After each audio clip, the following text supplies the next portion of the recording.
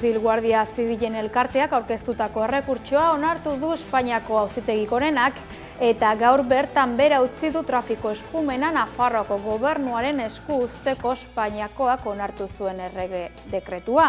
Argudiatu du ezin dela dekretu bat baliatu Nafarroako foru hobekuntzan jasota ez dagoen eskumen bat emateko eta eskubide historikoen artean ere ez dagoela.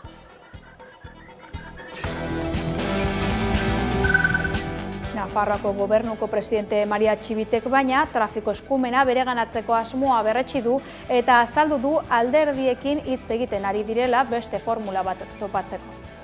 Para este gobierno, el autogobierno es una herramienta de construcción y no un elemento de confrontación política y ahora tampoco queremos que sea una confrontación política. Por eso el mensaje que quiero trasladar hoy al conjunto de la ciudadanía navarra, a los navarros y a las navarras, es que este gobierno va a articular el mecanismo necesario para seguir adelante con este compromiso unánime en torno a esta competencia.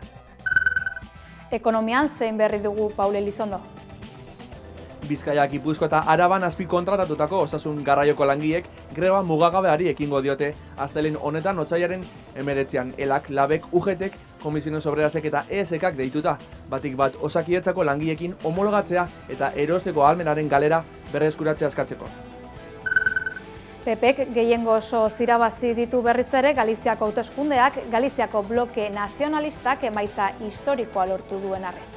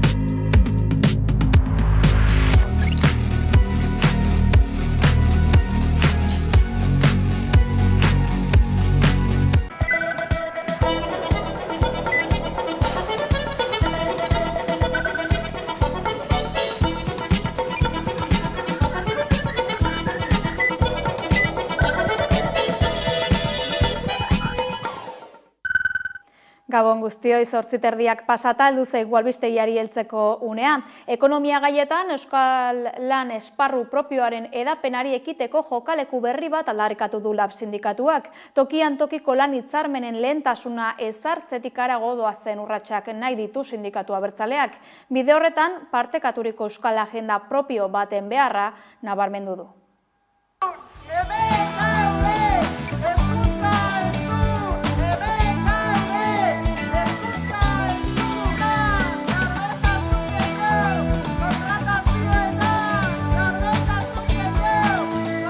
Aukera berriak irekitzen diren neurrian, aukera horiek baliatu egin behar ditugula pentsatzen dugu, baliatu eraldaketa soziala eta aldaketa politikoak bultzatzeko eragile aktibo izanez. Eta LABek behintzat konpromiso berriak bere ganatzeko determinazioa dauka, bai ekintza sindikalean eta baita maila soziopolitikoan ere. Guk norabide horretan lan egingo dugu, esparru propioaren bidean, hainbat konpromiso eta egiteko zehaztu ditugu.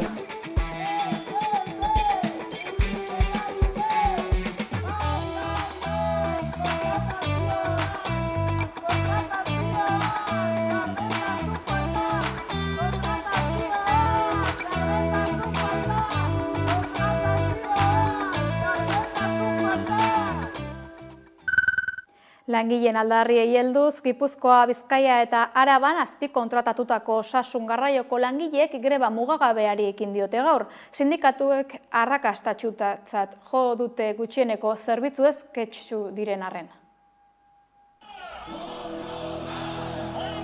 EAEn azpikontratatutako osasun garraioko langileek greba mugagabeari ekin diote gaur, otsailaren 19an. ELAK, LSD, USOK, LABek, UGTek eta ESK-ek deituta. Osakidetzako langileekin homologatzea eta erosteko ahalmenaren galera berreskuratzea eskatzeko. Enpresak proposamen bat helarazi zien ostiralean bertan, baina sindikatuek kritikatu dute ez dela nahikoa greba bertan behera usteko. ELAK gogorarazi duenez, zerbitzu honetan azpikontratatutako langileek salatu dute lan hitzarmenaren negoziazio maila blokeatuta dagoela, eta enpresek eta osasun sailak ez dutela langileen baldintzak hobetzeko borondaterik. Sindikatuek errefusatu egiten dute enpresek eskainitako soldata igoera, eta salatu dutenez, proposamenean ez dute baimenaz hitz egiten, ez familia eta launa uztartzeaz, ez karrera profesionalaz. Izan ere, soldatetan ez ezik, lan baldintza guztietan lortu nahi dute homologazioa Osakidetzako langileekin. Grebari egiteko langileek elkarretaratzea egin dute Basurtoko ospitalearen aurrean, Bilbon, eta gero manifestazioa abiatu dute Eusko Jaurlaritzaren egoitzanaino. ELAK iragarri du Eusko Jaurlaritzak 100% zerbitzu minimoak ezarri dituela, 1700 langileren greba eskubidea galaraziz. Izan ere, ezin izango dute greba egin errehabilitaziorako garraioak egiten dituztenek, ez beste erkidegoko batzuetan kontsultak egitera gaixoak eramaten dituztenek, ez ospitaleetako sendagiria jasotzen dutenak eramaten dituztenek. Sindikatuak patronalaren interesak defendatzea egotzi dio Eusko Jaurlaritzari. Osasunbideko langileekin jarraituz Euskal Osasun Publikoaren defentsarako plataformak manifestazioak egingo dituela jakinarazi du martxoaren 16an, ezta Paul? Euskal Osasun Publikoaren defentsarako plataformak manifestazioak deitu ditu martxoaren 16irako, eta horretaz gain Osakidetzan egiturazko aldaketak egitea eta osasun inbertsioa lehen mailarako arretara bideratzea eskatu du. Euskadiko Osasun Publikoaren defentsarako herritarren plataformen koordinakundeak manifestazioak deitu ditu. Martxoaren 16irako EAEko 3 hiriburuetan izango dira. Egiturazko aldaketak eta osasun inbertsio lehen mailako arretara bideratzea eskatzeko. Osasun publiko eta kalitatezkoaren alde ez Osakidetza desegitean, ez privatizazioari lelopean, Martzek, Bilbo, Donostia eta Gasteizko kaleak zeharkatuko dituzte.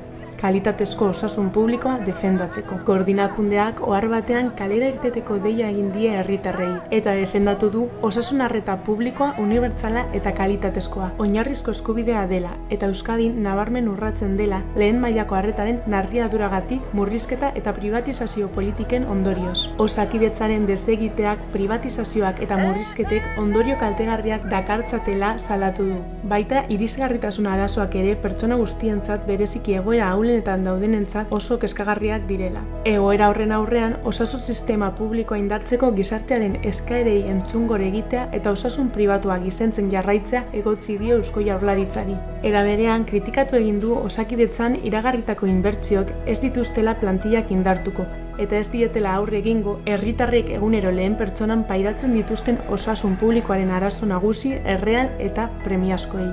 Mobilizazio soziala beharrezkoa dela uste du, ez da nahikoa osasun publikoaren egoera herritarren kezka izatea. Egiturazko aldaketak eskatzen ditu, lehen mailako arreta osasun sistemaren erdigunean jartzea eta eman diren murrizketa guztiak iraultzea eskatzen du.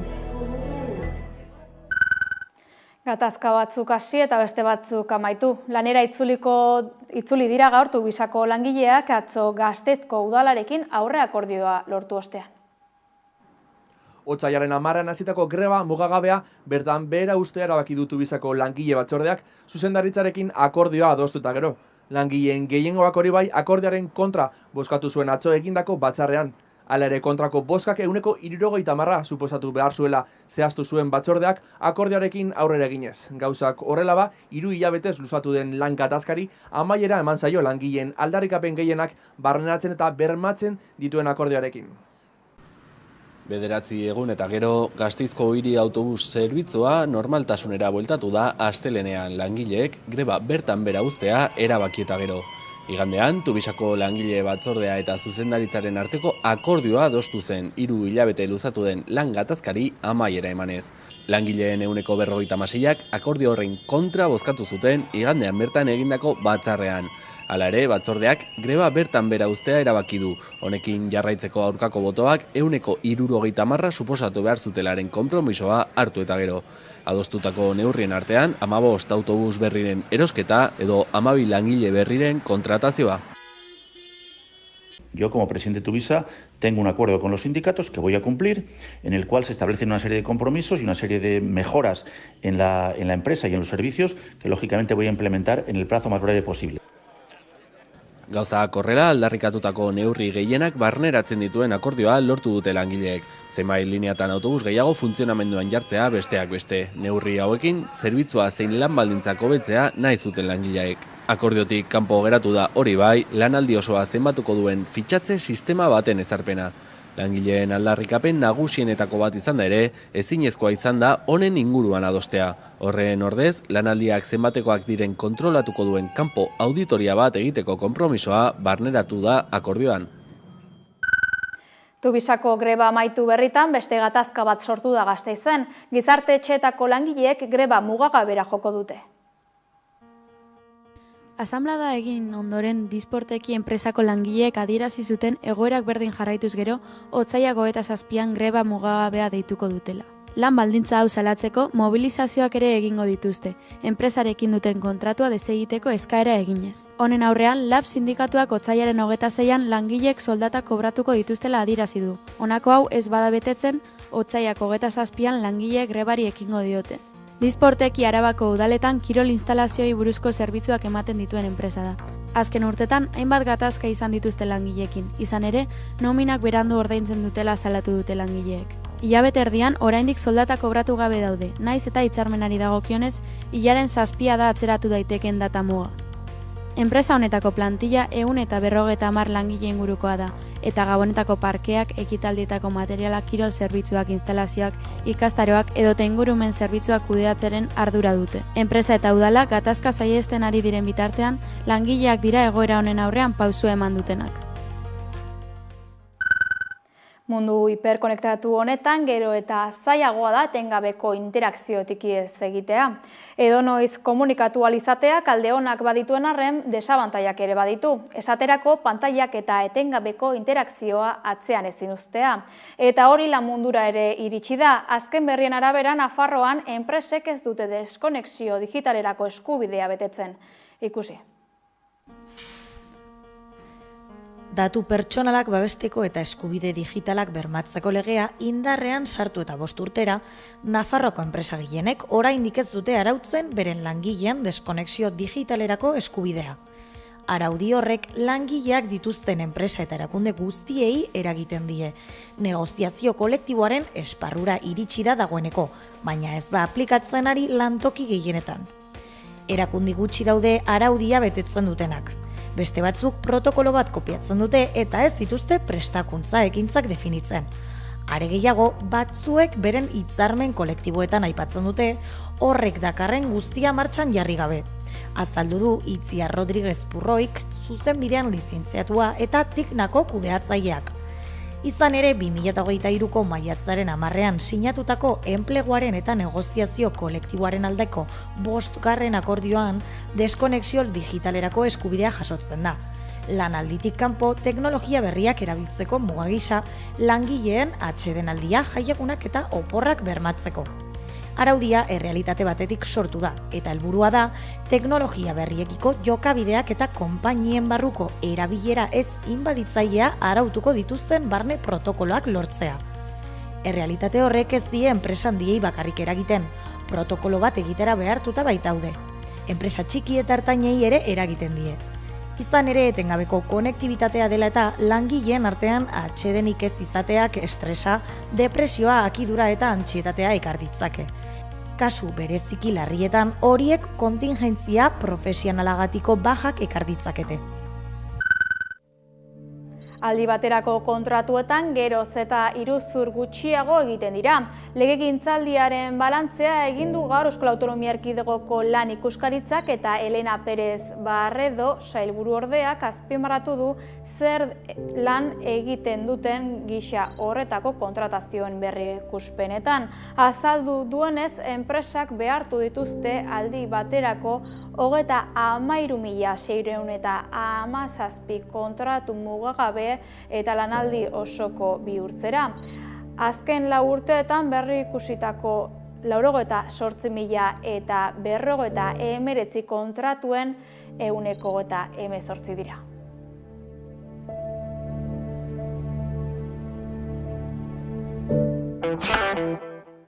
Gizarte zein politika gaietan, Espainiako Auzitegi Gorenak bertan behera utzi du trafiko eskumena Nafarroko gobernuaren esku uzteko errege dekretua Juzil Guardia Zibilen elkarteak aurkeztutako helegitea onartuta.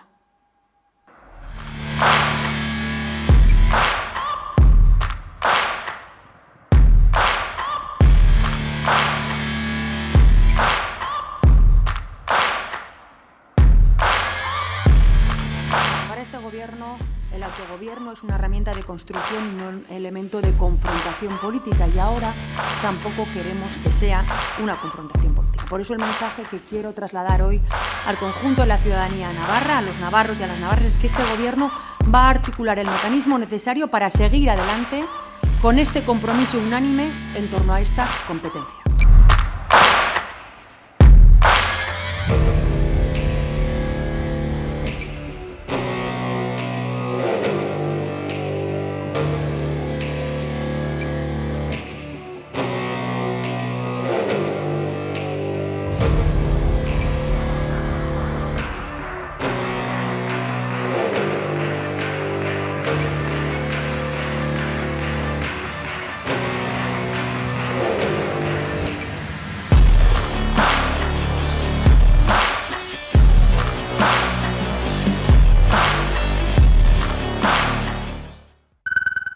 Politika gaietan Euskal Autonomia Erkidegoko hauteskundeen atarian egoera politikoaren balorazioa egin du Arnaldo Otegik.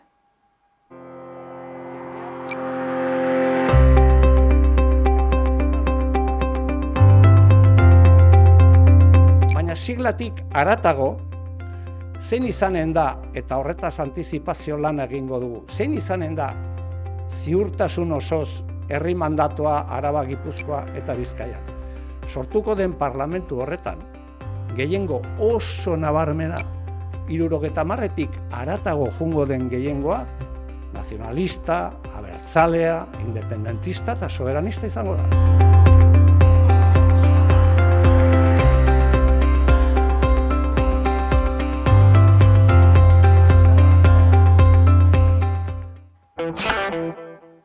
Laborarien protesta uholdea Euskal Herri osoan zabaldu da. Hala ere, sindikatuek martxoaren batetik aurrera mobilizatzeko asmoa dute. Bada gaia hitz egiteko Garikoitz Nazabal, Euskal Herriko Nekazarien Elkartasuneko Gipuzkoako presidentea dugu pantailaren beste aldean.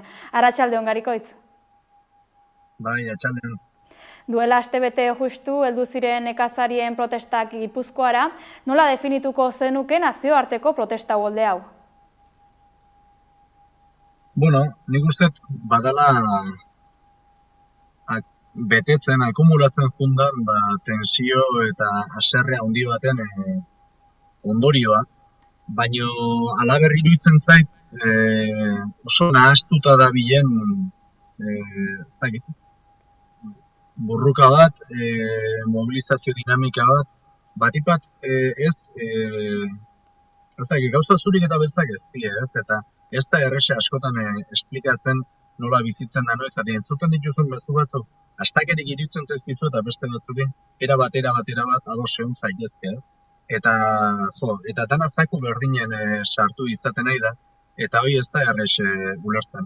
Egan urteak dara mazkiula, nolabait protestak egiten oso oihartzun gutxi eduki duenak, izan PAK erreforma bakoitzeko, izan ministerioak gure kasunaz, Madridetik ministerioak bere kasagan martxan jarri ditzakeen lege, parlamentotik, lege proposamenen aria, baina guain, azkenen, dirudinez, ginak edo bentsat gehiengo handi baten mobilizazioak oihartzun handi bat ematen guzti honi, ez?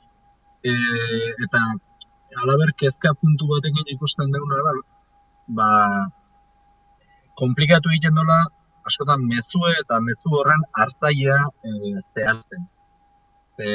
Arrazoiak asko die sektorea aserrereazten, itoarazten duenak bai ekonomikok, bai burokratikok, oso izen baten atzetik oso gai zabalak die ordadenak. Eta ez da bat ere errexoi kokatzea.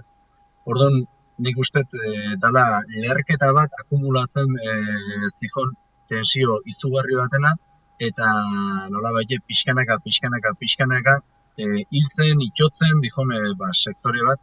Eta beste kasu batzutan, landa ere muko biztanle askonare bai, gero tarten sartzen zaizu, igualtzea zenbait transportista, autonomo asko, igual egoera horrekin bat indezaketelako.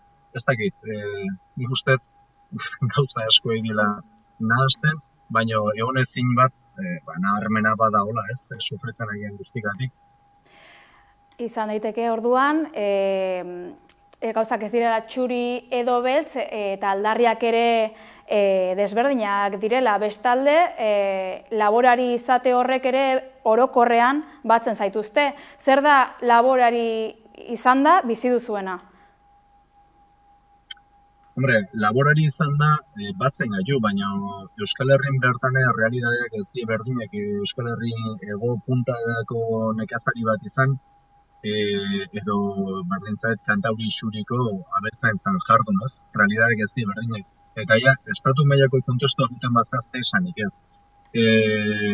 Gu saiatu ginen, ez da erresa, ugolde bat daukezunen zentzu hortan agenda grina horren zerbait egiteko, kontestualizatu zen behar bat, zeola, ez gure ez zeolak ikusten, askotan, Estatu Espainiarren bertaren, zenbait terratenientekin batean, zautxo, askotan gure salaketa izan denen, akordatzen naiz, ministeritzatik eta ari eskainete, eta hori batzu plan, Jesus, PAK erreforma egintzen justenen, esate ginona, oientzako ari zala PAKak egiten eta ez benetan, laborarienak edo eta jornaleroak izan dizkenak lanean egin benetan lurrekin. Eta realidadek oso anitzak eta diferenteak die. Askotan esaten duen bezala, abeltzaintza defenditzen bade uste baserriak defenditzen. Baserrik edo makroenpresak nekazaritzan berdin. Eta diskursoa hemen kasu batzutan junda, ez dakit, 3. herrialdetatik ekartzen dien produktuei, berdin eskatu behar zaie, bertan, merkatu, guri obligatzen gaitun berdin eta ados. Baina batzuk esaten hasi di horrekin, ez utzi hemen berdin egiten. Eta esatezu, baina, noaztu bat.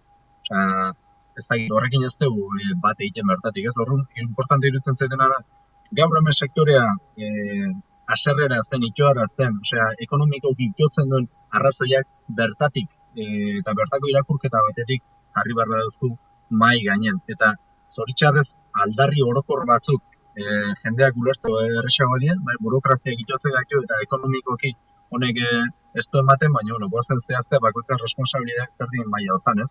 Instituzio lokalenak, hasi udaletxek, diputazioak, Eusko Jaurlaritza, berdintzaite Euskal Parlamentue, Nafarrokoa edo Junta Generalak, bertako saltokik, bertako legeria, bertatik zer.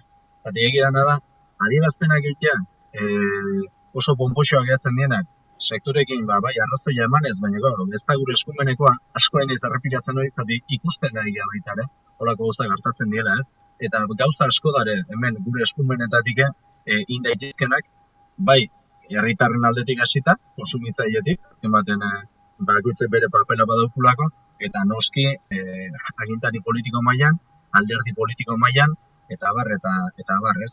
Nik uste guzti honek dauken gauzei positibona, sektoren daun egonezin eta benetan egoera txarroi, nola baita dauken magnitude guztien bai zabaltzen aidala. Batzuk gaituko die, otxokin ezin durako bizi. Beste batzuk gaituko die, merkatu bitotzen diturako. Eta ez dakit, arrazoiak anitzek dielako, ez? segun eta ze azpi sektoretan lanen naizen, o segun ze lurraldeetan bizitzean.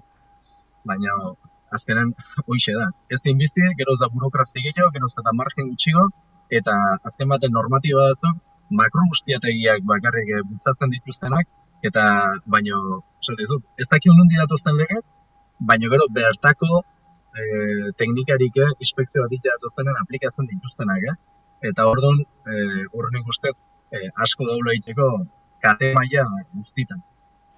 Asko dago egiteko, bestalde egoera txarra bada ere, egoera hau zabaltzen ari dela diozu, naiz eta agian aldarri guztiekin batez egin. Hasieran ezan bezala, Euskal Nekazarien Batasunarekin batera, martxoaren batean, ekingo diozue zuen bide propioari, ezta? Bai, esaten nuna lehen, ez da erresak kokatzen, baina garbi genduken, otsaien 6ko mugimendu edo zitzaien hortatik, distantzi bat nahi gendula. Ezkeneko euskal baserritarrakea eta gure errealitatetik, gure diskurso propio bat, eta hemendik egindakoa jarri behar gendula mai gainen, ez? Eta, esaten nuna, osea, dinda maila handi baten entzun ditu, ze maila astakeri, beste erabilpen bat eman nahi izan zaio, 6ko historio horri estadu mailan, betikoa da. Oso aserre, erreta eta vulnerable den sektore baten batzuk hortik, esango ez da zuzena da noez, baina tajada eta nahi, eta gaina beste konotazio batzuk alderdikerizkoak eta abar sartzen dietarten ez, eta hortik aldendu nahi gendun. Eta, da gaina kontu bat egin, gauzak zoritxarrez ez die zehatuko, konponduko ez da ere, oain egun baten da bin gora beran, ez? Saiatu urte askotan zehar, beti planteamendu mai gainen jartzen. Osea, gutzako lana ez da gaur hasi eta ez da bihar bukatuko, honek jarraitu inbeharko do. Eta orduan esan du, bagozen martxon batetik aurrea, eta saiatzea batipat, eta hortako denbora behar da, gauzak adosten, hemen bertakon arten behintzat, danok elkarrekin juten, adostasune gauza askotan lortzeko kapaz bagealako, eta planteamendu gehiten. Gauzak, gaur bertan bat esan, tangibleak, lorgarrik, gaurtik biharrez baldin badare 15 hilabete bate, baino planteatu deizkenak. Ez behitzen gelditu deklarazio simboliko batzutan.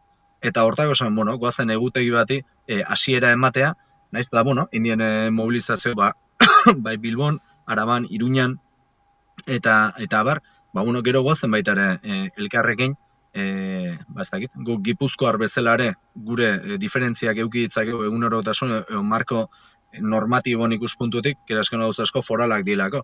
Edo eta harreman maila bat eukidekeolako, igual beste lurralde baten, ez da ona, hobea edo txarragoa, horta sartu gabe. Baina gero badauzko gauza baita ere komunen dauzkunak. Igual zait, izan saltokikin, igual zait marko estatalak kondizionatzen gaitunak, eta orduan gendu, guazen gu, Gipuzkoar bezala, guazen Gipuzkoatik gure planteamenduekin hastea, eta gero guazen saiatzea, Hego Euskal Herri mailan behintzate posible baldin bada, lehen egin izan dut jaulako iniziati bat, akordatzen zuen dela ja 2 urte pasatxo behiesnen preziokin eta Hego Euskal Herri mailan behintzat garen nekazal sindikatu denak ados jartzeko kapaz izan ginen, mobilizazio bateratu batzu planteatzeko, kasu hortan, saltoki batzun aurrentzan, berdintza izan den gaia, arrazoia badare, eta guazen horre urtsak ematen saiatzea ez, baina importantea da, edukik. Eta edukitan adostasune eta presio inola baite bideratzea. Ze ez deun nahi ez dara mobilizazio bat eta kriston zahatatea dauta oso ondo, baina bihar edo etzi, danak berdin jarraitzea, edo inkluso mobilizazioa aprobetxatzeko, zenbaitzuk bizkarren iurtzi eta esateko, bai, arrazoi guztia daukezue, baina arazoa Bruselasen dago. Gu sentitzen dira, baina etzeko bezarritxeik.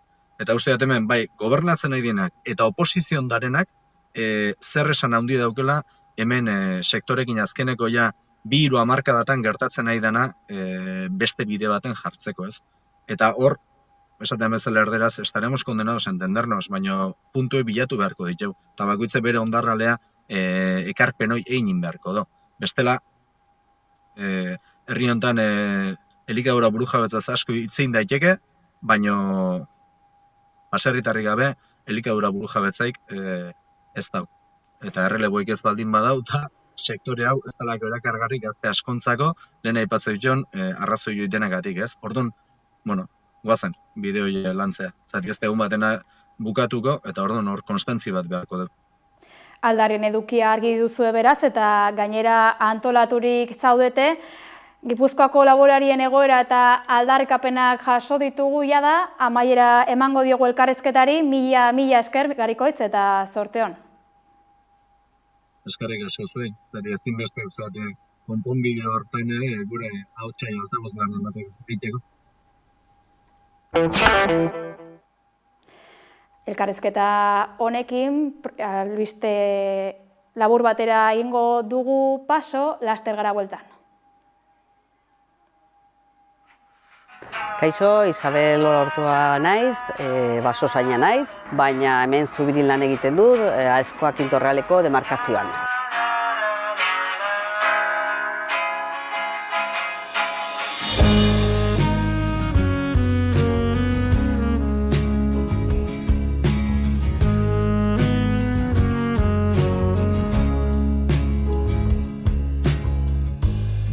Asko eman ditu basoa zaintzen. Ia esan daramato 23 urte, eta sartu nintzenean, izan nintzen 3. emakumea. Orduan arraroa zen, emakume bat sartzea, klasean bakarrik ginen 3 emakume, orduan beti egon naiz gizonen artean, hemen erroko langileak etortzen ziren eta hasi ziren emakumeak sartzen, eta orduan emakumeak etortzen dira, baina ez da ohikoa, Oinak lurrean dituenak duen ziurtasunaren adorez. Eta gora egiten du alduen guztietan, baina ez du ezer ikusten. Albistegira bueltan, Iruñeko udalak 1,6 milioi euroko kalte ordaina eskatu die Labriteko zaldainaren arduradunei. Iruñeko udalak kalte ordaina eskatu du Labriteko pasabideagatik, eskatutako kopuruak eta arduradunak. Jose Abaurreak Iruñeko udaleko gobernu estrategikoko hirigintzako etxebizitzako zinegotziak tokiko gobernuko batzarraren ostean astelehen honetan jakitera eman duenez, ebazpenean alkatetza dekretua sinatu da azpiegituran ondatutako akatsengatik eragindako kalte ordaina ordaintzeko errekerimendua egiteko. Erantzunkizun solidarioko adierazpena da diseinuan eta obran parte hartu zuten eragile guztientzat. Adierazi behar da, bien bitartean obraren arduradunek 4 administrazioarekiko auzitegi errekurtso aurkeztu dituztela eskatutako kalte ordaina saiesteko. Udalak Ogasuneko zuzendariaren bitartez ebazpen bat emanen du ezarritako zenbatekoak erreklamatzeko. Hilabeteko epean ebazpena jakinarazi eta hurrengo egunetik zenbatzen hasita. 2010ean inauguratu zuten pasabidea, eta 2016an behin betiko itxi zen obrak egiteko. Aldi horretan, hainbat errefortzu eta konponketa lan egin ziren, eta luzatu egin ziren konponketekin akats berriak aurkitu zirenean. Lo que se estableció entre los años 16 y 19 en el trabajo del anterior gobierno del cambio se ha ido ratificando. Esa pasarela tenía, como se dice aquí también, en el expediente, vicios ruinosos que la hacían inhábil para su funcionamiento y bueno, pues se decidió una serie de actuaciones que nos han llevado a que el coste de la pasarela pues haya multiplicado prácticamente por 3. Udalak orain akats ondagarriengatik kalte ordaina ordaintzea eskatzen die hala proiektua idatzi zuten arkitektoei eta obraren zuzendariei nola eraikuntza enpresei. Iruñako udaletik Bilbokora goaz. Bilboko Bilduko udal taldeak hiriko euskalduntze politika publikoetan jauzi kualitatibo bat emateko hainbat proposamen aurkeztu ditu Otsaieko osoko bilkuran. Euskara ikasteko ikastaroen doakotasuna eta euskararen ordenantza onartzea. Maria del Rio Bildu udal taldearen bozeramaileak eta Nerea Udabarrena zinegotziak eman dute horien berri. Euskara ikasteko oinarrizko ikastaroen doakotasuna proposatu dugu. Badakigu, aberen datua kontuan hartuta, dagoen diruarekin posiblea dela erabaki hau hartzea. Bilbo euskalduntzeko bidean, ezinbestekoa da, hasierako urrats bezala pertsona guztiak euskara ulertzea. Izan ere, etorkizuneko euskalistun horiek, Lehenengo etapa batean, guztion hizkuntza autua errespetatzea albideratuko luk. Udal gobernuak diru poltza erabiltzea eta ikasle guztien artean banatzea proposatu du. Baina neurri honen mugak azpimarratu nahi ditugu. Egun ez dago dirurik pertsona guztien matrikulak ordaintzeko. Beste alde batetik, muga teknikoa badago ere. Ikaslek diru aurreratzen jarraitu beharko dutelako. Honez gain, ikaslek ez dute jakingo zenbat diru jasoko duten matrikula egiterakoan. Udal gobernuak egindako proposamenarekin ez dira doakotasunerako pausuak ematen. Diru laguntzak sari bezala ulertu daitezkelako, eta ez euskara ikasteko eskubide bezala. Erabaki onak hartzen direnean horien alde egiten dugu, baina horretarako behin eta berriro diogu konpromisoak behar direla. Urte hau amaitu baino lehen, nahi duguna da euskararen ordenantza modu parte hartzailean garatzea eta adosteko proposamena egitea. Azken finean, ordenantzak badira udalak dituen tresnarik garrantzitsuenak eta horren helburua izango da alde batetik udalekintza, baina beste batetik ere administrazioaren barne erabilera eta herritarrekiko harremanak arautzea. Euskaldunon eskubideak finean, udalean, baina baita ere hirian orokorrean, Bilbon orokorrean bermatzea. Euskal hiztunen eskubideak bermatuko dituen mekanismo demokratiko bat, euskararen ordenantza. Asteburu honetan beste aurkezpen garrantzitsu bat izan da, Talaia feminista.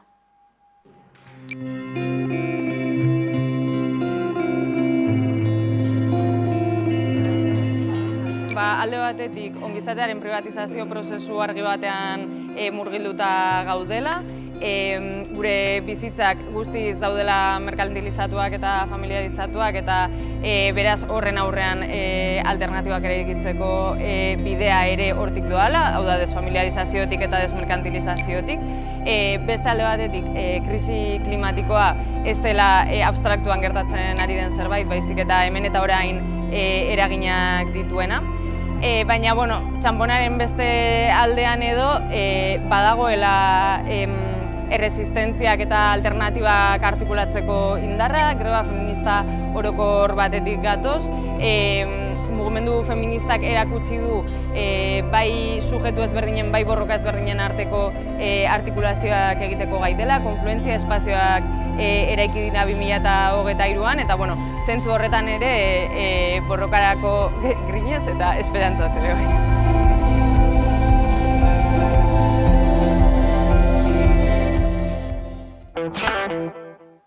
Kirol berriei dagokionez, biharamun gozoa izan dute Erkiagak eta Ibarluzeak Eusko Label Winter Series irabazi ostean. Ez da, Ani Urkiri?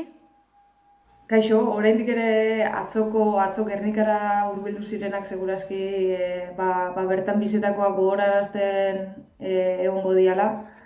Sekulako ikuskizuna ikusi izan atzo Gernika jaialai pilotalekuan, Winter Serieseko 3. edizioko finalian. Ikuskizuna bere horretan, nahet esan, hainbat elementu zeudelako ikuskizuna handi egin zeuenak, baina agian partida bera, lehia bera izan emozio handikoa eta beraz agian pena horrekin ere etxeratuko ziren asko. Baina 3. edizio honetan ere ikusi da, arrakaste eduki doala eta argi geratu dena da, Aritz Erkiaga maila superlatibo baten dagoela.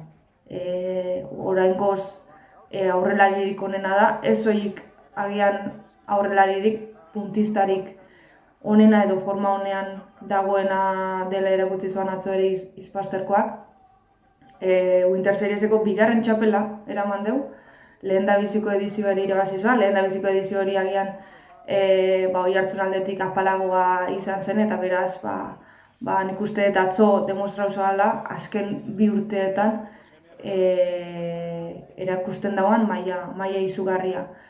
Nagusi izan zen Izpasterkoa, atzean Jon Ibarluzea txukun bere lana ongi betez lehiatu zen batekin, markinarrarekin, eta galtzaietan goiko talekerika, ez? Penia Iñaki Osagoikoetxearen azken neurketa zelako, ibilbide oparoa, luzea, zesta puntari ikusgarritasuna eman diona, berak esatezuan, 16 urtekin Ameriketako estatu batuetara joan eta hone itzuli denean hango lehia, hango txapelketak bukatu deanean, hango frontoiak bukatu deanean, hona etorri ja familia bat osatuta, eta frontoiak behintzat betete ikustia, beretzat izugarria izan dela.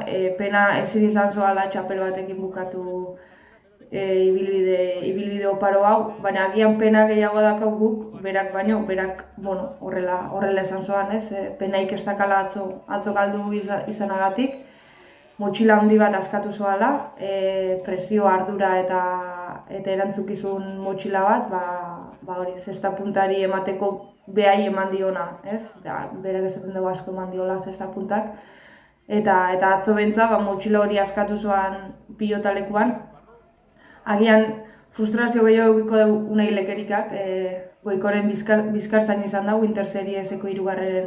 edizio honetan askok ematen zuen bikote honena bezala, favorito bezala, egisa da agian konpentsauta zegoela, hau da, konpentsauta ez deskonpentsauta kasu honetan, bi puntista goi mailakoak zeudelako elkarrekin jokatzen, eta agian gainontzeko bikoteak baizien orekatuago, eta asko favorito bezala jotzen zeuen, lekerikak bigarren finala jokatu zuen atzo, eta berriz ere galdu, iaz garaipenetik agian hurbilago geratu zen, 3. zetian erabaki zelako garaipena Diego Beazkoetxea eta Eri Imanol Lopezen alde, eta atzo oso urrun. Lehen zetan egia da oso ondo ibili zirela, edo behintzat hasieran lortu zeuela Erkiaga jokoz kanpo guztia eta agintemakia izatea, baina egisa da. Adibidez, 7-9 marka jutik Erkiagak hartu zoala bere gain erantzukizun osoa, eta erremate asko eta askotarikoekin ikuslea askotan aulkietatik altxa zuen sekulako maila erakutsi zuen, eta bigarren zetean esan egon misterio handirik, hasi bezain laster izpasterko hasi zelako bere erremate zitalekin, oso ondo dominatzen den frontoia, oso ondo ezagutzen dugu, eta atzo esan daiteke Aritzerkiaga izan zela protagonista Goikoren azken dantzan, delakoan. Arrakastatxua, Winter Series, posgarria frontoiak horrela betete ikustea, zesta punta berriz ere indartxu ikustea, eta gainera aurreratu zuen, egutegi oparoa izango duela puntistek, eta aurretxok ematen, eta berriz ere euskalduna dan kirol bat Euskal Herrian osasuntxu ikusten. Heldu gara albistegiaren amaierara, hauexek izan dira gaurkoz jaso ditugun albisteak, bestalde informazio gehiagorako badakizue sartu 11.eu atarian. Jarraian Zurine Rodriguezekin batera, inauterietan ertzaintzaren jaurtigai batek begian zauritutako gaztearen eta indarkeria poliziaren inguruko analisi batekin utziko zaituztegu. Bihar arte. Tolosako inauterietan, otsailaren 12ko goizaldean, Bilabonako 16 urteko gazte bat larri zauritu zen ertzaintzaren jaurtigai batek jota. Gertaerak beste behin mahai gaineratu du indarkeria poliziaren inguruko eztabaida eta gertatutakoaren analisia egiteko pantailaren beste aldean dugu Zurine Rodriguez kazetaria. Arratsaldeon eta ongi etorri Zurine. Arratsaldeon bai. Tolosan, ertzaintzak zauritutako gaztearen gurasoek naiz irratean azaldu zuten gaztearen testigantza. Haren arabera, kale batetik bestera zijoasten lehenengo karga entzun zutenean, eta bigarren karga entzundak zuzenean korrikasi, kolpe batek begira eman eta lurrera erori zen gaztea. Nola liteke gaur egun poliziak festa giroan gazte bat foam jaurtigai batekin larri zauritzea? Bueno, nola liteke ez dakigu. Hemen dakagun errealidade bat da gazte bat zauritu egindala, hori guztiz objektiboa da eta erreala da, eta gazte hori zauritu da ertzaintzaren operatibo batean. Operatibo hori nolakoa dan, ez dakigu, publikoak ez direlako operatiboen protokoloak. Beraz, badakigu, zegoela kale batean eta orduan operatibo bat aktibatu zala.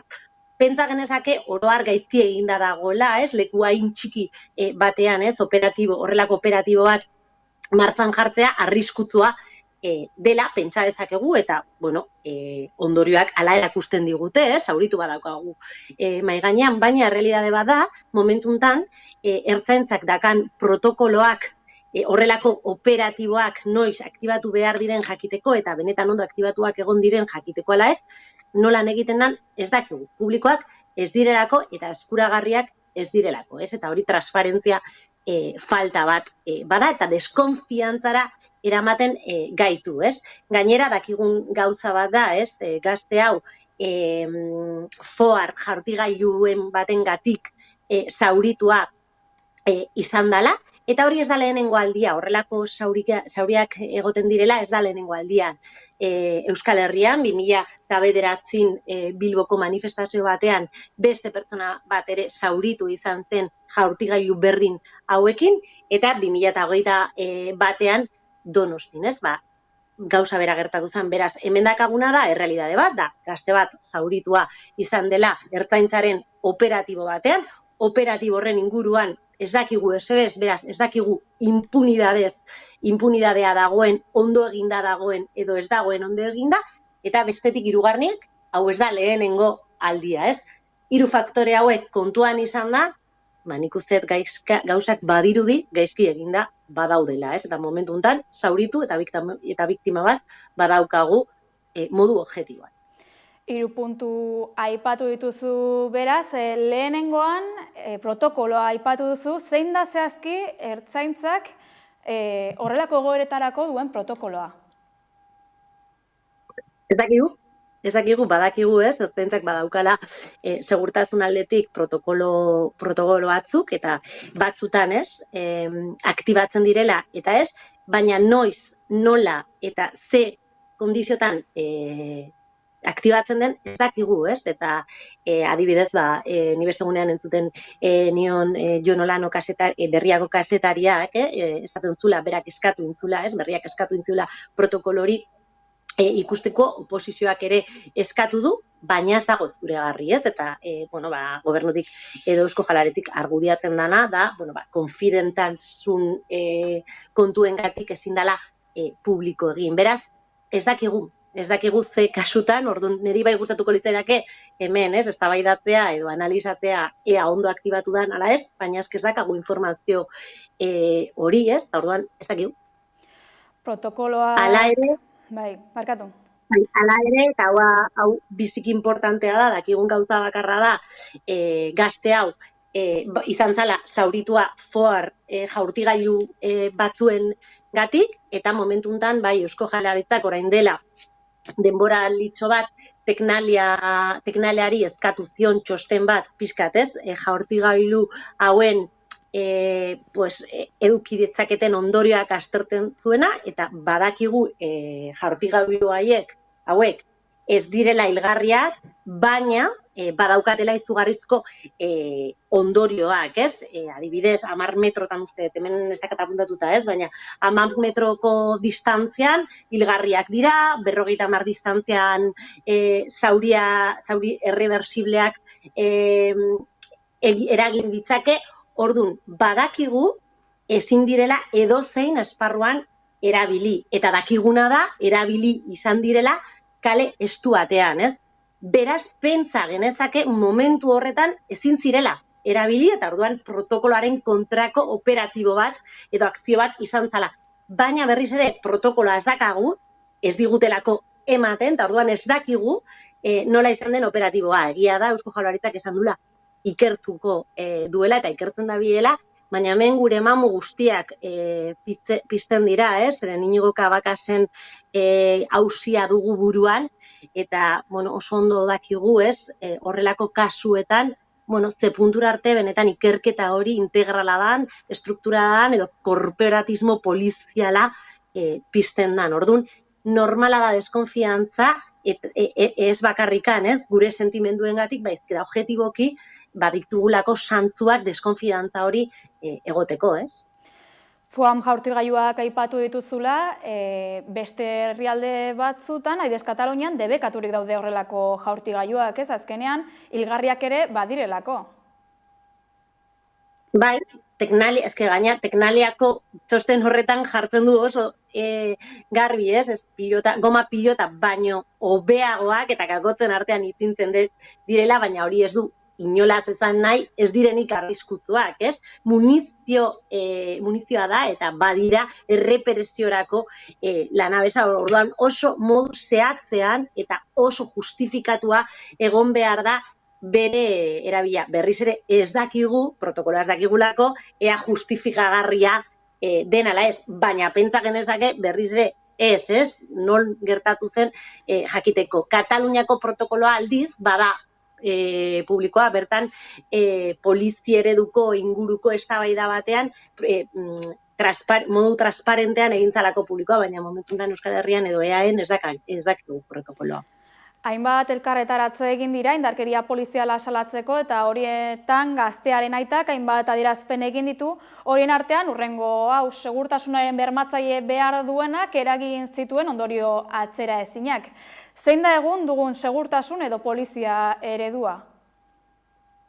Bai, begira, horrelako egoera gertatzen direnean, hainbat eztabaida aktibatzen dira eta kasu honetan nik uste bi eztabaida aktibatzen direla, ez? Batetik poliziaren ereduaren inguruko eztabaida eta segurtasunaren inguruko eztabaida, ez? Batzutan elkarrekin doazten eztabaidak dira, baina oso ezberdinak dira, ez? Gauza bada polizia ereduaren inguruko eztabaida eta bestea segurtasuna. Segurtasuna poliziaren eredua baino askoz handiagoa den eta askoz sakonagoa den eztabaida da, ez?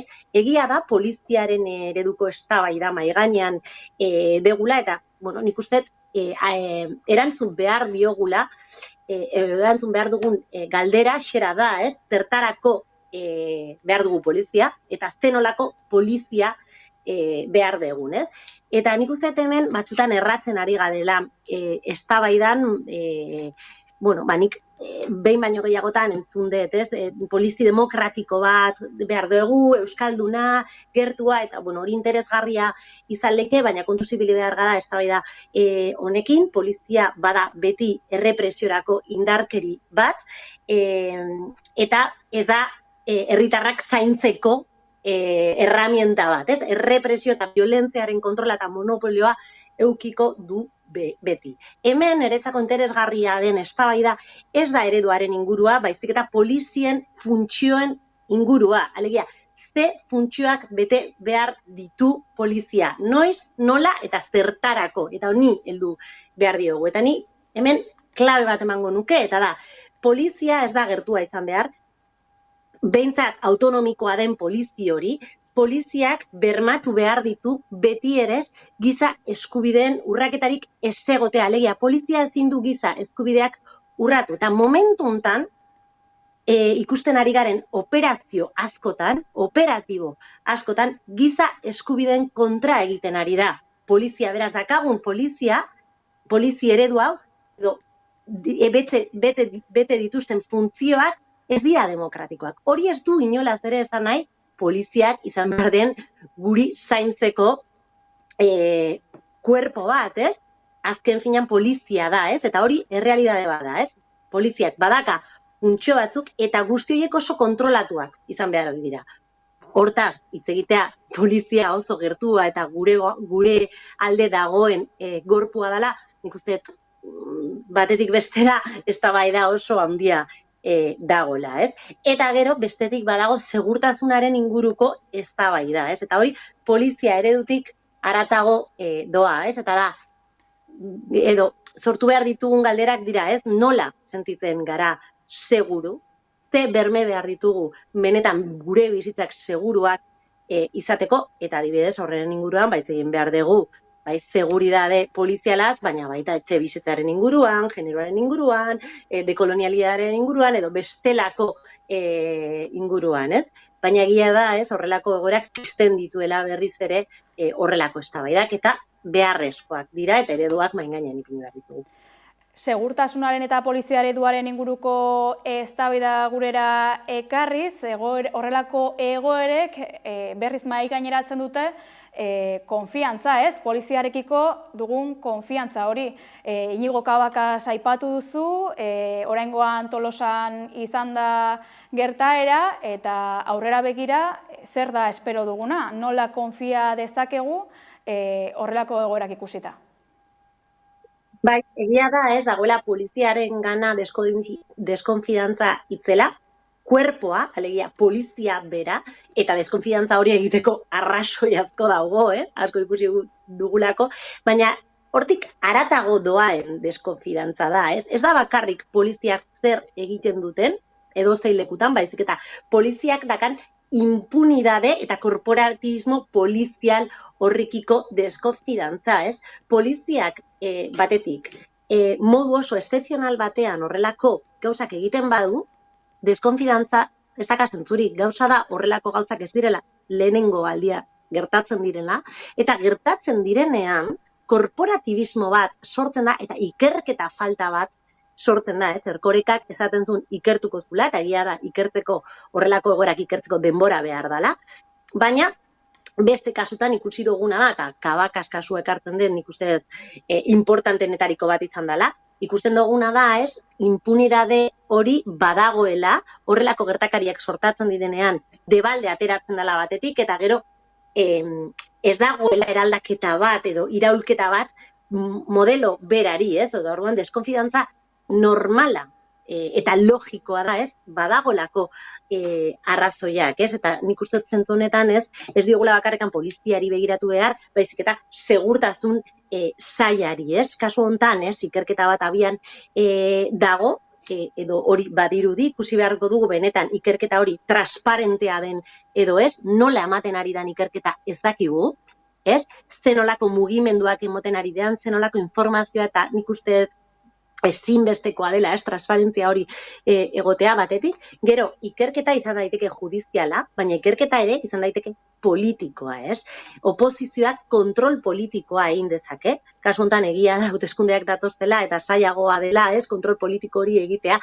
baina askotan ere topatu egin gara, oposizioak eskatzen duenean, honen inguruko operatiboen informazioa jakitea, zer gertatu den jakitea, bueno, pareta, ahorma baten kontra egiten dutela, Orduan, guzti hori modu transparente batean eta impunidade gabe egiten ez denera arte, deskonfidantza hori guztiz logikoa da, Eta dakagun eredua, ez da benetan eredua aldakorra. Hala ere, eta ni honekin asko tematzen naiz, polizia bera korpus errepresibo bat da, Orduan, ez dira pasatuko, poliziaren ereduaren inguruan hitz egiten dagunean, ez dira pasatuko izatera etzaiak zaindari izatera, Gris bat dago erdigunean, Orduan, hemen hitz egin behar deguna, edo eztabaidatu behar degun kontuetaz da, zein izan behar da, benetan poliziaren funtzioa zertarako balio duen, nola kontrolatu bere funtzioa eta nola bermatu giza eskubideen kontrako jarrerak izaten ez dutela. Eta hemen izugarrizko mamia dago, eta gainera hauteskundeak datozte, EAOko hauteskundeak eta alderdi guztiak bere eredua mahai gainean jarri beharko dute, zinbestean. Funtzioak, polizien funtzioak izan beharko dira erreparatu beharko ditugunak orduan aurrerantzean, halaber, segurtasuna ere aipatu dugu, eta kamerak badira segurtasunaren erakusle edo segurtasunerako erabiltzen diren objektu garrantzitsuak, aitak ere mahai gaineratu ditu kamera hauek, kale horretan kamera batzuko omen zeuden, eta hor omen dago egia guztia, ikusteke dago zer gertatuko den, eta ea kamera hauek ikerketan erabiliko dituzten. Bai, egia da, kameraren afera oso problematikoa da, egia da askotan, eta nik batez ere ari naiz pentsatzen Bilboko egoeran, askotan eskatzen dira kamera gehiago kaletan, segurtasun aitzakipean, eta justuki kasu honetan, dirudi kamarak daudela, eta ez dakigu kamaroiek ikusiko diren ala ez, orduan ez dakitze puntura arte kamarak erabiltzen ditugu batxutan, segurtasunerako edo kontrolerako, kasu honetan lagungarriak izan daitezke, baina berriz ere, kamerak ez dira de facto segurtasuna ematen diguten dispositiboak. Hemen kasualidades ditugu eta erabili behar ditugu benetan jakiteko zer gertatu den, baina segurtasuna hortik haratago doaz, askotan kamarak ipintzen dira, ez segurtasun aitzakia hartuta benetan jendearen kontrola eukitzeko. Orduan honekin kontu zibili behar gara. Erabili behar dira, hor dago material bat, eta ikusi behar dugu ze pasadan, ez? Baina dakigun gauza bakarra da, hemen biktima bat dagoela, eta pertsona bat zauritu izan dela, eta orduan alik eta azkarren jakin behar dugu, zergatik zauritu izan dan. Zergatik zauritu izan dan, da zerk erratu dan. Non dago impunidadea, eta zer egindan gaizki, ez? Hemen ez dago eztabaida, ez da eztabaidagarri ea gauzak ondo edo gaizki egin diren, hemen gauzak gaizki egin dira zauritu bat dagoelako, eta jakin behar dugu ze puntura arte gaizkin egin diran, nork egin ditu gaizkin, nork eman duen ordena, ze protokolo dauden, baina hemen ez dago eztabaida ea ondo egin diren gauzak edo txarto egin dira zauritu bat dagoelako, ez? Azken ondorio edo hausnarketa honekin, agurtuko zaitugu Zurine, esker mila gaur gurean izatearren. Zuei.